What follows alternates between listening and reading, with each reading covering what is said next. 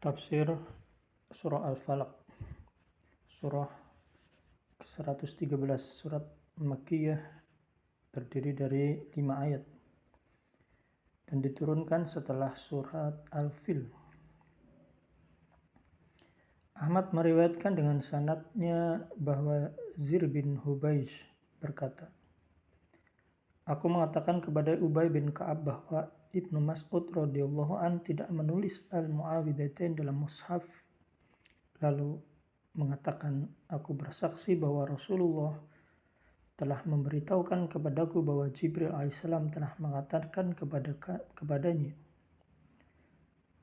katakanlah aku berlindung kepada Tuhan yang menguasai subuh. Aku pun mengatakannya, lalu Jibril mengatakan, katakanlah aku berlindung kepada Rabb manusia. Aku pun mengatakannya dan kami mengatakan sebagaimana yang telah dikatakan oleh Nabi Muhammad SAW. Hadis ini diriwayatkan oleh Al-Bukhari dan An-Nasa'i.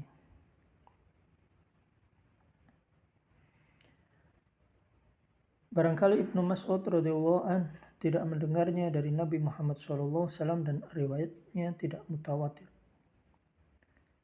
Atau mungkin saja Ibnu Mas'ud radhiyallahu an telah menarik pandangannya kemudian bergabung kepada pandangan jemaah.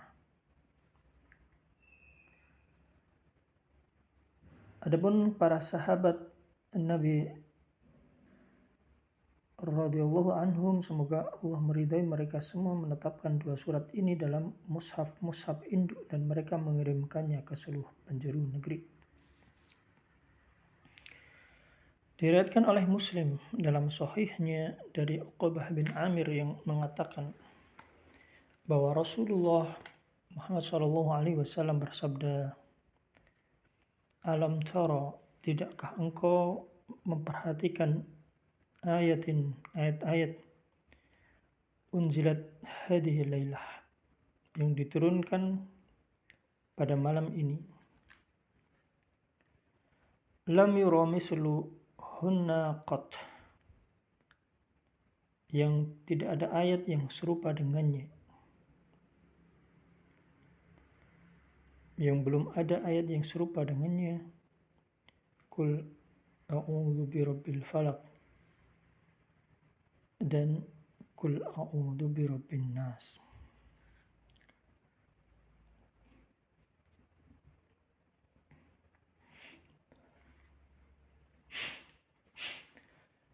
Diriwayatkan dari Abu Sa'id, Rasulullah Muhammad SAW melindungkan diri dari ketajaman mata jin dan ketajaman mata manusia.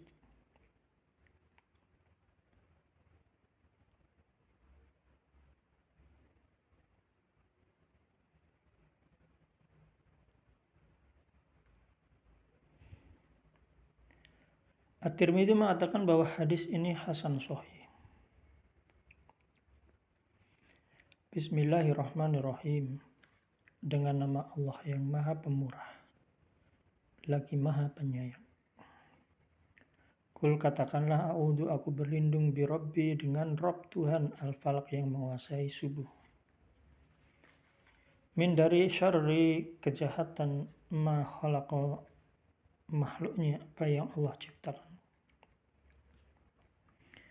Wa min, dan dari syarri, kejahatan, wasiq, malam apabila telah idza waqab, telah gelap gulita.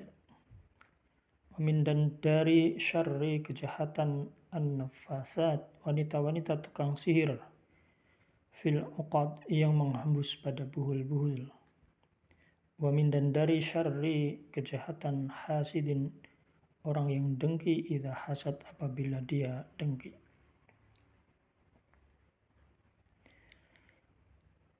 Terdapat beberapa pendapat mengenai tafsir surah Al-Falaq, namun yang paling benar Al-Falaq artinya adalah subuh. Dan inilah yang menjadi pegangan Al-Bukhari dalam sahihnya, semoga Allah merahmati beliau rahimahullah. Firman Allah Ta'ala dari kejahatan makhluknya, min syarri ma khalaq. Dan dari kejahatan malam apabila telah gelap gulita, wa min syarri ghasiqin idza waqab. Mujahid mengatakan wasiqul lail idza waqaba, artinya apabila matahari telah terbenam. Demikian pula dikemukakan oleh Al-Bukhari dan ini pun dikatakan pula oleh Ibnu Abbas radhiyallahu an dan yang lainnya. Namun ada pula yang berpendapat bahwa yang dimaksud ghasiq adalah bulan.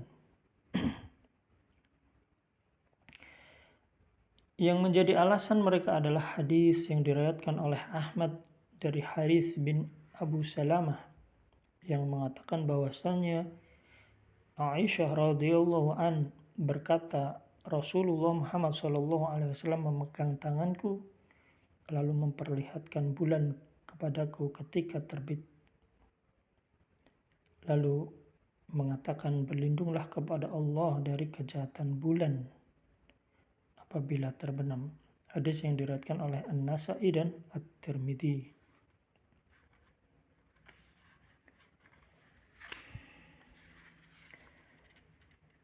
Kelompok yang memiliki pendapat sebagaimana pendapat pertama mengatakan bulan adalah pertanda malam apabila telah masuk. Tentu ini tidak bertentangan dengan pendapat bulan termasuk pertanda malam dan tidak akan muncul bulan kecuali malam hari. Demikian pula bintang tidak akan muncul kecuali di waktu malam, di waktu itu.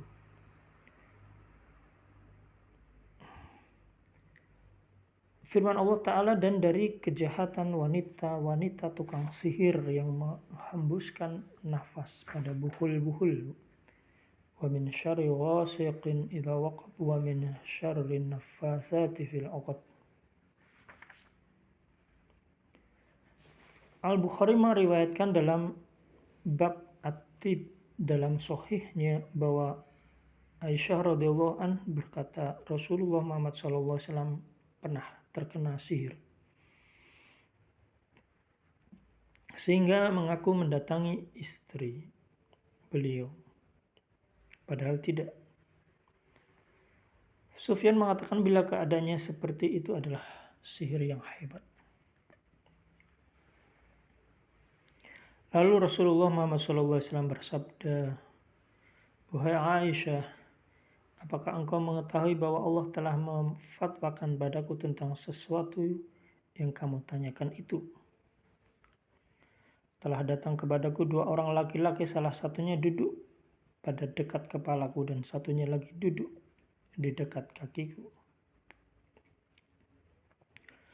Lelaki yang dekat kepalaku mengatakan, apa yang terjadi dengan orang ini?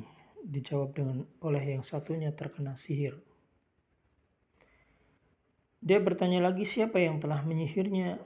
Dia menjawab, Lubaid bin Asam, laki-laki dari Bani Zuraik. Mata-mata Yahudi, dia adalah munafik. Dia bertanya lagi, di mana sihirnya? Jawabnya, di dalam sisir dan rambut, katanya. Di mana? Dia menjawab, dalam seludang mayang kurma di dalam sumur Darwan. Lalu beliau mendatangi sumur itu kemudian mengeluarkan sihir. Katanya, inilah sumur yang pernah diperlihatkan padaku seolah airnya melimpah keruh dan pohon kurmanya bagaikan kepala setan. Aku bertanya kepada Rasulullah Muhammad SAW, apakah Anda tidak membalas sihirnya? Setelah Nabi Muhammad SAW mengeluarkan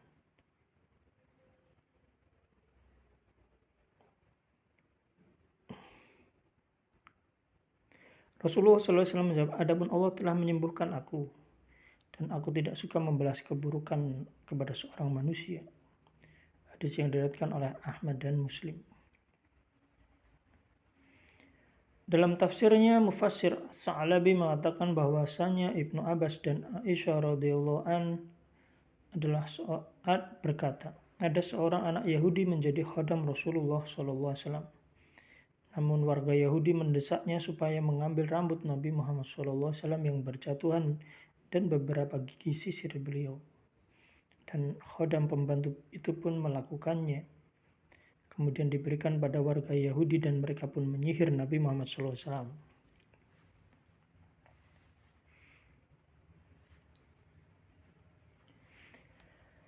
Ahmad meriwayatkan dengan sanadnya bahwa Zaid bin Arqam berkata, Rasulullah Muhammad SAW pernah disihir oleh seorang pemuda Yahudi.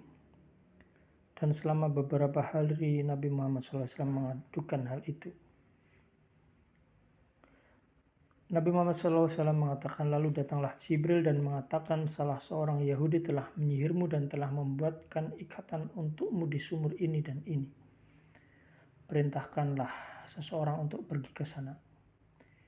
Rasulullah Muhammad SAW pun mengutus seorang agar pergi ke sana lalu mengeluarkannya. Kemudian dibawa kepada Nabi Muhammad SAW dan beliau pun melepaskan ikatannya. Dan Rasulullah SAW berdiri seolah beliau telah bebas dari belenggu. Namun hal itu tidak diberitahukan kepada orang Yahudi dan beliau Nabi Muhammad SAW tidak pernah melihat wajahnya lagi hingga mati.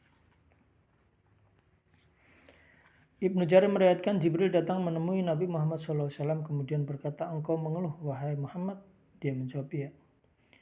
Jibril berkata, dengan nama Allah aku sendiri yang akan memberikan mantra kepadamu dari tiap penyakit yang akan mengganggu kamu, dari tiap kejahatan orang yang hasad dan penyihir dari ketajaman mata. Semoga Allah menyembuhkanmu.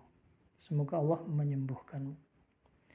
Barangkali ini akibat keluhan beliau ketika beliau disihir. Kemudian Allah Ta'ala menyembuhkan Nabi Muhammad SAW dan mengembalikan makar para ahli sihir kaum Yahudi, penghasut kepada diri mereka sendiri. Dan Allah menghancurkan rencana buruk mereka serta mempermalukan mereka.